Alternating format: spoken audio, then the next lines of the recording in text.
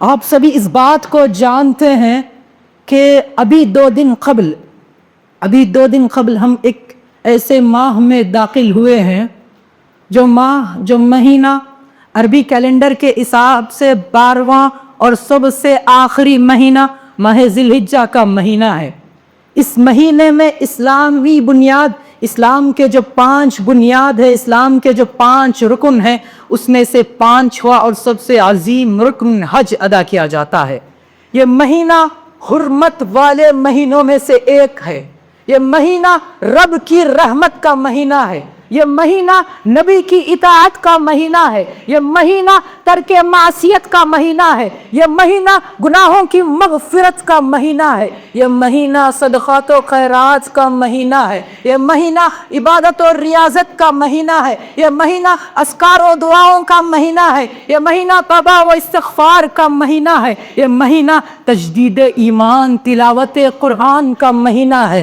اس مہینے میں حلاوت ایمان حاصل ہوتی ہے۔ شریعت نے اس مہینے میں جنگ و جدال اور بے حیائی، برائی، فحاشی اور دیگر گناہوں اور معصیتوں سے رکنے اور دور رہنے کا شریعت اسلامیہ نے مسلمانوں کو اس مہینے کے لیے حکم دیا ہے۔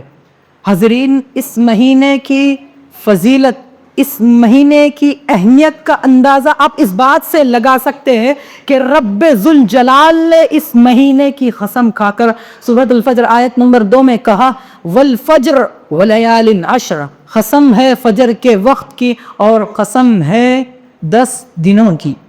علماء اکرام کہتے ہیں کہ ان 10 دنوں سے مراد کیا ہے؟ تفسیر ابن کثیر میں ابن کثیر رحمت اللہ علیہ 2 صحابہ کا قول نقل کرتے ہیں، عبداللہ بن عباس رضی اللہ عنہ، عبداللہ بن زبیر رضی اللہ عنہ۔ یہ 2 صحابہ کہتے ہیں کہ ان 10 دنوں سے مراد عشر ذی الحجہ کے شروع کے 10 دن ہیں، یعنی عشر ذی الحجہ کے 1 تاریخ سے لے کر بقرعید تک، جس دن عید الاضحیٰ پڑھی جاتی ہے 10واں دن تک، یہ 10 دن کی اللہ تعالیٰ نے قرآن مجید میں قسم کھائی ہے، اور حضرت قتادہ رحمۃ اللہ علیہ بھی یہی کہتے ہیں۔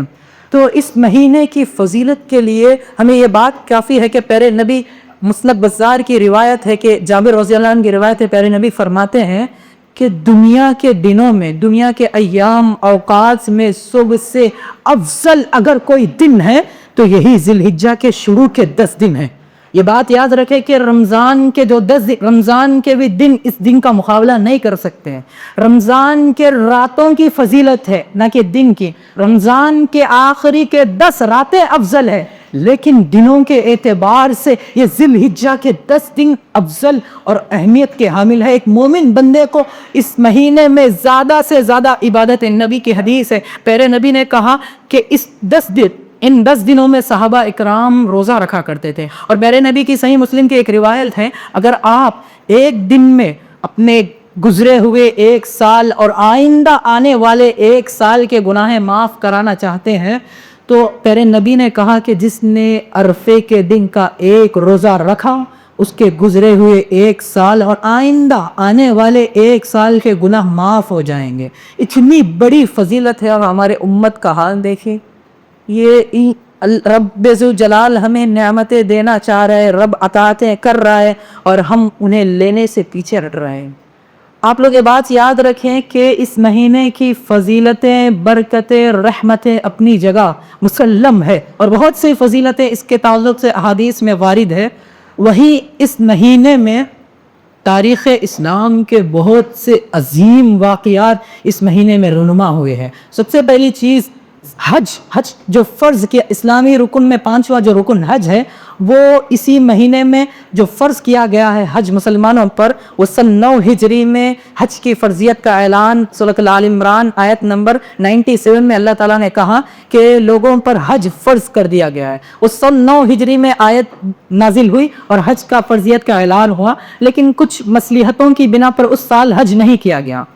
آئندہ سن 10 ہجری میں حج کیا گیا، جس حج میں خود نبی کریم صلی اللہ علیہ وسلم بذات خود موجود تھے جس حج میں لوگ پیارے نبی کی اقتداء کے اشتیاق میں دور دور سے پیارے نبی کے ساتھ حج کرنے کے لیے اس حج میں شامل ہونے لگے. کہیں دور دور سے بعض روایتوں میں آتا ہے کہ 1,00,000 کے قریب صحابہ اکرام اس حج میں موجود تھے جسے ہم حجۃ الوداع کے نام سے جانتے ہیں اور جسے حجۃ الاسلام حجۃ البالغہ بھی کہا جاتا ہے.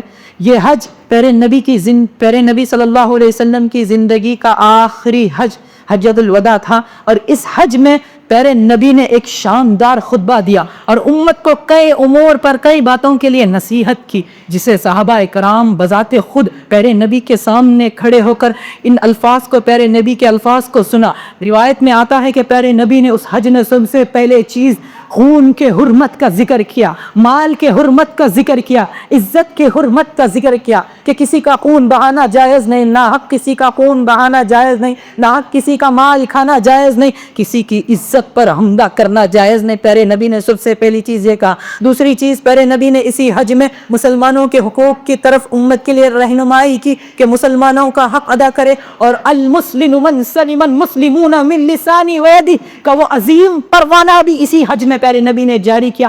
مسلمان کا ٹائٹل اسے دیا, مسلمان کہا اس شخص کو کہ وہ شخص مسلمان ہے جس کے ہاتھ, جس کی زبان کی ایذا رسائی, جس کی زبان اور ہاتھ کی تکلیف سے دوسرا مسلمان محفوظ المسلمان ہے. اسی حج میں پیارے نبی نے یہ کہا. اور مومن کا ٹائٹل اسے دیا, مومن وہ شخص ہے کہ جس کے جو مال اور عزت کے تعلق سے لوگ اپنے آپ کو اس کے تعلق سے محفوظ سمجھے, کہ لوگ سمجھے کہ یہ شخص میرے مال کو نہیں کھا سکتا, میری عزت پر حملہ نہیں کر سکتا, میرے خون کو نہیں بہا سکتا. تو مومن کا ٹائٹل اسے دیا گیا پیارے نبی نے. اور اسی حج میں اور ایک چیز پیارے نبی نے زوجین کے حقوق کی طرف بھی پیارے نبی نے رہنمائی کی. اور پیارے نبی نے اسی حج میں آخری جو آیت نازل ہوئی, اللہ تبارک و تعالیٰ نے اس حج میں آیت نازل کی کہ الیوم اکملت لکم دینکم واتممت علیکم نعمتی ورضیت لکم الاسلام دینا, کہ آج تم پر دین مکمل ہو گیا ہے. حج کے موقع پر یہ آخری حج نہیں, پیارے نبی نے دین کی تکمیل کی گواہی دے دی. اور اس کے علاوہ جو بھی بدعات گمراہی ہے, من احدث فی امرنا ھذا ما لیس منہ فہو رد, کہتے ہوئے جس نے ہماری شریعت میں دین کے تکمیل کے بعد, دین مکمل ہونے کے بعد رتی برابر بھی ذرہ برابر بھی اضافہ کیا تو ہماری شریعت میں سے نہیں ہے اور وہ مردود ہے. مردود کون ہے؟ مردود شیطان ہے. مردود کہتے ہیں جسے دھکارا گیا ہو. تو جو شخص دین کے تکمیل کے بعد کوئی چیز کہے کہ یہ چیز دین میں ہے تو وہ مردود شامل کیا جائے گا. اور اسی حج میں پیارے نبی نے مساوات, ایکوالٹی کا وہ عظیم پروانہ جاری کیا جو عالم مذاہب میں کہیں کسی مذہب میں نہ ہی کسی مذہب میں وہ چیز دیکھا گیا. پیارے نبی نے اس حج میں کہا الیوم لا فضل لعربی علی العجمی ولا لعربی علی العجمی ولا لعجمی علی العربی ولا لاحمر علی اسود ولا اسود علی احمر الا بالتقوی. آج کے دن کسی عربی کو عجمی پر کوئی فضیلت نہیں, آج کے دن کسی عجمی کو کسی عربی پر کوئی فضیلت نہیں, نہ عربی کو عجمی پر, نہ عربی کو عجمی پر, نہ عجمی کو عربی پر کوئی فضیلت نہیں, نہ گورے کو کالے پر, نہ کالے کو گورے پر کوئی فضیلت نہیں. اللہ کے پاس کسی کا مقام نہ گورے کے اعتبار سے نہ کالے کے اعتبار سے قبول ہوگا سوائے تقوی کے, سوائے تقوی کے. اللہ کے پاس, اللہ کے ہاں عند اللہ کوئی چیز مقبول ہوگی تو وہ ہے تقوی. تقوی کے بیس پر ہی اللہ تعالیٰ قبول کرے گا, نہ کہ یہ امیر ہے, نہ یہ غریب ہے, یہ فلاں ذات کا ہے, اس کی فلاں ذات ہے, یہ فلاں قبیلے کا ہے, فلاں خاندان کا ہے, فلاں قوم کا ہے, یہ فلاں ملک کا ہے, یہ اللہ تعالیٰ نہیں دیکھے گا. پیارے نبی نے یہ ایکوالٹی کا جو درس دیا, شاید کہ دنیا کے کسی مذہب میں, نہ ہی دنیا کے کسی عالم اسلامیت میں جتنے بھی مذاہب ہیں, کسی مذہب میں اس طرح کی مساوات کا درس ہمیں نہیں ملتا. یہ عظیم پروانہ جاری کیا. اور پیارے نبی نے اسی حج میں پیارے نبی نے کہا کہ میں تمہارے درمیان 2 چیزیں چھوڑ کر جا رہا ہوں. وہ 2 چیزوں کو اگر تم نے مضبوطی سے تھام لیا تو تم لوگ ہرگز گمراہ نہیں ہو سکتے. ایک ہے کتاب اللہ اور دوسرا ہے سنت رسول. اگر کسی نے سنت رسول, کتاب اللہ کو مضبوطی سے تھام لیا وہ ہرگز گمراہ نہیں ہو سکتا. آج ہم دیکھتے ہیں کہ لوگ انہی کتاب اللہ اور سنت رسول کو چھوڑ کر دوسرے علماء، پیر، بابا اور اپنے اپنے مسالک میں، مسلکوں میں بٹے ہوئے ہیں. لوگ نے اپنے اپنے رائے قائم کر لی ہے. حالانکہ نبی نے کہا کہ تم لوگ گمراہ ہرگز نہیں ہو سکتے جب تک تم لوگ نے قرآن اللہ کے قرآن پر، اللہ کے کتاب پر، اللہ کے کلام پر اور میری سنت پر جب تک تم عمل کرو گے تو تم لوگ ہرگز گمراہ نہیں ہوگے. یہ پہلا واقعہ تھا. دوسرا واقعہ سن 23 ہجری میں 23 ہجری میں ایک واقعہ پیش آیا. یہ تاریخ اسلام کا سب سے بڑا حادثہ، سب سے بڑا سانحہ تھا. سن 23 ہجری میں ذی الحجہ کو ختم ہونے صرف 4 دن باقی تھے. بدھ کا دن تھا، فجر کا وقت تھا. امامت، فجر کی نماز میں امامت ایسے شخص کی تھی کہ جس کی گرج سے قیصر و کسریٰ کے ایوانوں میں زلزلے طاری ہو جایا کرتے تھے، جن کی حکومت 22 لاکھ مربع میل تک پھیلی ہوئی تھی، جن کے تعلق سے کائنات کے کونین کے تاجدار نے کہا کہ لو کان بعد النبی لکان عمر، اگر میرے بعد کوئی نبی ہو سکتا تو وہ عمر ہے، جنہیں دیکھ کر شیطان بھی اپنے راہیں بدل لیتا تھا. اس شخص کی امامت تھی، وہ خطاب کے لاڈلے تھے جسے دنیا فاروق اعظم کے نام سے جانتی ہے. امامت کے لیے کھڑے ہوئے عمر بن شعیب رضی اللہ عنہ کے ایک غلام جو کہ مجوسی تھا، ابو لولو فیروز نے عمر رضی اللہ عنہ سے دشمنی کی بنا پر سازش کر حالت نماز میں عمر رضی اللہ عنہ قیام کر رہے ہیں، خنجر لے کے آتا ہے اور فجر کی نماز کے وقت میں حالت قیام میں عمر رضی اللہ عنہ کو خنجر پہ خنجر وار کرتا ہے. نماز کی حالت میں ہے، خون بہہ رہا ہے، آپ کے خون سے زمین لالا زار ہو رہی ہے، پھر بھی نماز جاری رکھا ہے. ابو لولو فیروز خنجر مار کر بھاگتا ہے اور اسے ڈر ہوتا ہے کہ اب مجھے بچنے کا کوئی چانس نہیں ہے، بچنے کا کوئی امید نظر نہیں آتی. تو وہی خنجر اپنے آپ کو مار لے کر اپنے آپ کو، ابو لولو فیروز جس نے عمر رضی اللہ عنہ پر قاتلانہ حملہ کیا، وہ اپنے آپ کو ہلاک کر لیتا ہے. عمر رضی اللہ عنہ نماز کی حالت میں ہے، نماز پڑھ رہے ہیں، فجر کی نماز، قیام کر رہے ہیں، خون بہہ رہا ہے، پھر بھی قیام کر رہے ہیں. جب قیام کرنا، کھڑے ہونا دشوار ہو جاتا ہے تو پیچھے سے ایک صحابی کو آگے کرتے ہیں اور پیچھے ہو جاتے ہیں اور نماز میں گوئے ہو کر گر جاتے ہیں. صحابہ کرام نماز ختم کرتے ہیں. نماز کے بعد عمر رضی اللہ عنہ کو اٹھاتے ہیں، عمر رضی اللہ عنہ کو ہوش میں لانے کی کوشش کرتے ہیں. عمر رضی اللہ عنہ ہوش میں نہیں آتے ہیں.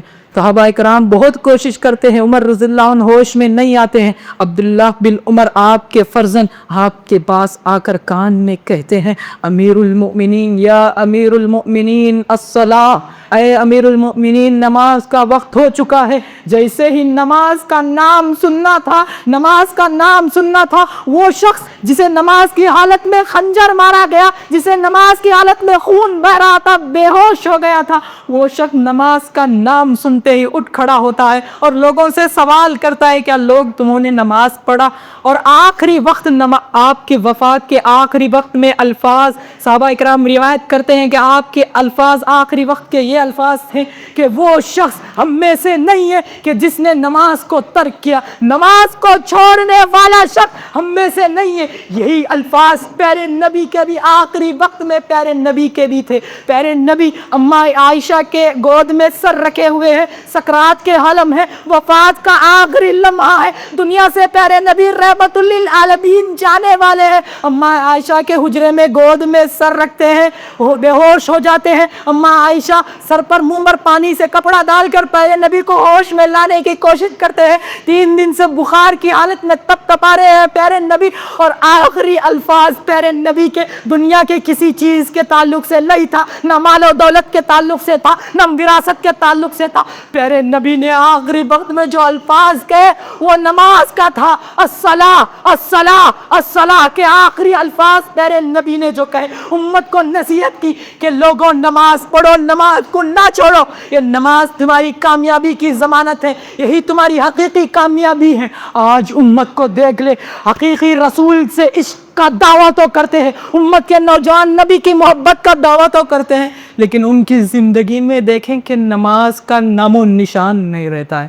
آخری الفاظ جو رحمت للعالمین کائنات کے سرور سید الانبیاء کے جو آخری الفاظ جو تھے وہ نماز کے تھے، امت کو نماز کی نصیحت کی. یہ پیارے نبی نے بھی وہی نصیحت کی اور عمر رضی اللہ عنہ بھی وہی نصیحت کی. عمر رضی اللہ عنہ اپنے آخری وقت میں اماں عائشہ کے پاس ایک خط بھیجتے اپنے بیٹے عبداللہ بن عمر کے ذریعے کہ اے عبداللہ، اماں عائشہ سے جا کر سوال کیجئے کہ کیا مجھے میرے دونوں ساتھی، میرے دونوں اصحاب رسول اللہ صلی اللہ علیہ وسلم حضرت ابو بکر رضی اللہ عنہ کے بازو کیا قبر کی لحد کی تھوڑی سی جگہ مل سکتی ہیں؟ اماں عائشہ کی آنکھوں سے آنسو بہنے لگتے ہیں. وہ کہتی ہیں کہ میں نے یہ جگہ اپنے شوہر اور اپنے باپ کے بازو میں نے اپنے لیے منتخب کی تھی، لیکن آج کے دن میں عمر بن خطاب رضی اللہ عنہ کے لیے یہ جگہ ان کے لیے میں دے دیتی ہوں. جب عائشہ رضی اللہ عنہ سے عبداللہ بن عمر رضی اللہ عنہ اجازت لے کر عمر بن خطاب رضی اللہ عنہ کے پاس آتے ہیں اور کہتے ہیں کہ اماں عائشہ نے اجازت دے دی، تو عمر رضی اللہ عنہ کہتے ہیں کہ جب میرا جنازہ تیار ہو جائے، جب میرا جنازہ لے جایا جائے، تو اس وقت بھی جب اماں عائشہ کے حجرے کے پاس میرا جنازہ لے جائے تو اس وقت بھی ایک مرتبہ سوال کر لینا. اتنی فکر تھی عمر رضی اللہ عنہ کو، اللہ کا بہت بڑا خوف تھا، تقویٰ تھا. عمر رضی اللہ عنہ کے اقوال میں سے عمر رضی اللہ عنہ کا ایک قول تھا. عمر رضی اللہ عنہ کہا کرتے تھے کہ اگر دریائے فرات کے پاس بھی اگر کوئی کتا پیاس سے مر جائے تو کل قیامت کے دن رب ذوالجلال مجھے اس چیز کا سوال کرے گا. ایک ایک پائی کا حساب رکھتے تھے. عمر رضی اللہ عنہ اتنی بڑی شخصیت جو ایک کتے تک کا بھی خیال رکھتے تھے خلیفہ ہونے کے باوجود. دریائے فرات عرب سے بہت دور ہے، وہاں پر دریا کے قریب ایک کتے کی اتنی فکر ہے، تو پھر ہم کو کتنی فکر ہونی چاہیے. ہم امانتیں لیتے ہیں، ہمارے ہاتھ میں امت کے امانتیں ہوتے ہیں، اپنے مسلم بھائیوں کے امانتیں ہوتے ہیں، ہمارے درمیان کئی ذمہ داریاں ہوتے ہیں. کیا ہم مسلمان دل پر ہاتھ رکھ کر کہیے کیا ہم اس کا صحیح سے حق ادا کیے ہیں؟ یہ غور کرنے کی بات ہے. یہ عمر رضی اللہ عنہ کی زندگی ہمیں یہ سبق دیتی ہے، یہ پیغام دیتی ہے. اور تیسرا جو عظیم سانحہ، جو عظیم حادثہ جو پیش آیا، یہ جو پہلا حادثہ تھا، یہ دوسرا حادثہ تھا. تیسرا جو حادثہ پیش آیا 35 ہجری 35 ہجری کا واقعہ ہے. ماہ ذی الحجہ میں یہ واقعہ پیش آیا. 18 ذی الحجہ کی تاریخ تھی. عثمان بن غنی جو کہ تیسرے خلیفہ تھے، ان کی خلافت تھی. اس وقت باغیوں نے آپ کے گھر کا محاصرہ کر لیا. یہ بھی خلیفہ کو آپ دیکھیے، ان کی سیرت بھی دیکھیے، کس طرح ایمان سوز واقعہ ہے ان کا بھی.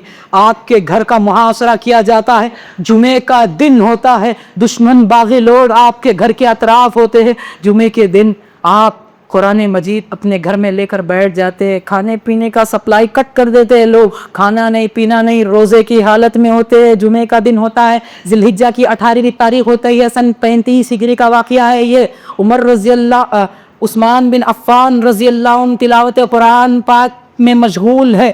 باغی لوگ آپ کے گھر میں گھس جاتے ہیں اور آپ پر قاتلانہ حملہ کرتے ہیں اور آپ کو حالت قرآن پڑھ رہے قرآن کی حالت میں شہید کر گئے. تاریخ دان بتاتے ہیں کہ جب آپ کو شہید کیا گیا نا، تو جو سب سے پہلے خون کا خطرہ آپ کے جسم مبارک سے نکلا وہ سورۃ البقرہ سورہ نمبر 2 آیت نمبر 137 میں، آیت نمبر سورہ بقرہ سورہ نمبر 2 اور آیت نمبر 137 میں اس مقام پر عثمان بن عفان رضی اللہ عنہ کا خون گرتا ہے. اس آیت کا مفہوم یہ تھا فَسَيَكْفِيكَهُمُ اللَّهُ، میرے لیے بس اللہ کافی ہے. یہ ابھی بھی یہ نسخہ جو عثمان بن عفان رضی اللہ عنہ کا قتل ہوا، آج بھی یمن کے ایک میوزیم میں آج بھی وہ قرآن موجود ہے. عثمان رضی اللہ عنہ، ان کی بھی موت آئی تو اسلام کی حالت میں آئی، ان کی بھی موت آئی تو بھلائی کی حالت میں آئی. یہ دو عظیم واقعات جو تاریخ میں اتنے بھیانک حادثات پیش آئے، اس حادثات کی وجہ سے اس کے بعد عثمان بن غنی رضی اللہ عنہ کے وفات کے بعد، عثمان غنی رضی اللہ عنہ کی شہادت کے بعد امت میں فتنے رونما ہونے شروع ہوئے. ان کی وفات سے ہی نئے نئے فتنے شروع ہوئے. تاریخ دان سیرت نگار بتاتے ہیں کہ عمر کی وفات سے، پیارے نبی کی وفات کے بعد امت میں فتنے شروع ہوئے، لیکن عمر رضی اللہ عنہ نے ان فتنوں کا دروازہ بند کیا. لیکن عمر رضی اللہ عنہ کی وفات سے نہ ہی وہ فتنوں کا دروازہ بند نہیں ہوا، بلکہ فتنوں کا دروازہ نکل گیا، توڑ گیا، اکھڑ گیا. یعنی عمر رضی اللہ عنہ کی وفات سے فتنوں کا دروازہ ختم ہو گیا. یعنی قیامت تک عمر رضی اللہ عنہ کی وفات کے بعد سے قیامت تک فتنے، فسادات، حادثات رونما ہوتے رہیں گے، آتے رہیں گے. یہ عمر رضی اللہ عنہ تاریخ اسلام کے وہ ستون تھے، وہ ڈھال تھے جنہوں نے فتنوں کا ڈٹ کر مقابلہ کیا. مسلمانوں کو چاہیے کہ وہ اپنی تاریخ کو یاد رکھے، اپنی ہسٹری کو یاد رکھے. جو قوم اپنی تاریخ کو جانتی ہے وہی قوم دنیا میں ترقی، دنیا میں جینے کا فن جانتی ہے. جو قوم اپنی تاریخ کو بھول جاتی ہے وہ قوم دنیا میں زوال کا شکار ہو جاتی ہے. ایک واقعہ ہے، شاعر مشرق علامہ اقبال رحمۃ اللہ علیہ ایک مرتبہ یورپ کے دورے پر جاتے ہیں، یورپ کنٹریز کا دورہ کرتے ہیں علامہ اقبال رحمۃ اللہ علیہ. ایک پارک میں علامہ اقبال رحمۃ اللہ علیہ جاتے ہیں یورپ کے. وہاں پر ایک پارک میں دیکھتے ہیں کہ پورے طلبہ، پورے اسٹوڈنٹس، بچے کھیل رہے ہیں پارک میں. اور پارک میں ایک کونے میں ٹیبل پر ایک بچہ، ایک نونہال چھوٹا سا بچہ بیٹھا ہوا ہے اور کچھ کتابوں کا مطالعہ کر رہا ہے، کچھ بکس پڑھ رہا ہے. علامہ اقبال رحمۃ اللہ علیہ کو یہ بڑا تعجب ہوتا ہے کہ ان کی عمر کے بچے تو کھیل رہے ہیں، آخر کیا وجہ ہے کہ ایک چھوٹا بچہ کھیل کے مقام پر، کھیل کے میدان میں پڑھنے بیٹھ گیا. آپ اس بچے کے پاس جاتے ہیں اور اس سے سوال کرتے ہیں کہ بیٹا آخر کیا وجہ ہے کہ جس وجہ نے تمہیں ادھر کونے میں پارک میں کھیل کے میدان میں بھی پڑھنے پر آمادہ کیا، وہ وجہ کیا ہے؟ تو وہ بچہ ایسا جواب دیتا ہے جس کے تعلق سے امت کے نوجوانوں کو سوچنا چاہیے. جس ایک قوم کے بچے کا یہ خیال ہو تو اس قوم کے نوجوانوں کا کیا خیال ہوگا. وہ بچہ کہتا ہے کہ میں اس قوم کا بیٹا ہوں جس قوم کو اس دنیا میں مارا گیا، جس قوم کو اس دنیا میں ستایا گیا، جس قوم کا دنیا میں خون بہایا گیا، جس قوم کا دنیا سے نام و نشان مٹانا چاہا گیا. میں اسی یہودی قوم کا بیٹا ہوں جس قوم کو ہٹلر نے، کئی یہودیوں کو قتل کیا گیا، کئی یہودیوں کو مارا گیا. میں اس قوم کا بیٹا ہوں. تو علامہ اقبال یہ واقعہ نقل کر امت کے نوجوانوں کو یہ نصیحت کرتے ہیں کہ یہی وجہ ہے کہ جب نوجوانوں کے اندر اتنی تڑپ ہوگی علم کے میدان میں تو وہ قوم آج ترقی کے میدان میں سب سے آگے ہے. آپ دیکھ لیں گے کہ ساری دنیا میں یہودی صرف 2% ہے، مسلمان 50 سے 40 سے زیادہ % ہے پوری دنیا کے اندر. پھر بھی دیکھیں کہ 2% لوگوں نے ہی پوری دنیا کو اپنی کنٹرول میں لے رکھا ہے. یہ جو قوم کی اپنی تاریخ کو یاد رکھتے ہیں، اپنی قوم کی ہسٹری کو یاد رکھتے ہیں، وہی قوم سرفراز ہوتے ہیں، وہی قوم ترقی، عروج ان کے قدم چومتی ہے، کامیابی ان کے قدم چومتی ہے. دعا ہے اللہ تعالیٰ سے کہ وہ ہمیں سب سے پہلے اس ماہ ذی الحجہ کا بھرپور فائدہ اٹھانے کی توفیق عطا فرمائے. اللہ تعالیٰ ہمارے گناہوں کو معاف فرمائے. اللہ تعالیٰ ہمیں اس مہینے میں زیادہ سے زیادہ عبادتیں کرنے کی توفیق عطا فرمائے. اللہ تعالیٰ ہمیں عرفے کے روزے رکھنے کی توفیق عطا فرمائے اور ہمیں ہر مسکان کی کرنے کی توفیق عطا فرمائے جس سے رب ذوالجلال راضی ہو اور ہم سب کو جنت نصیب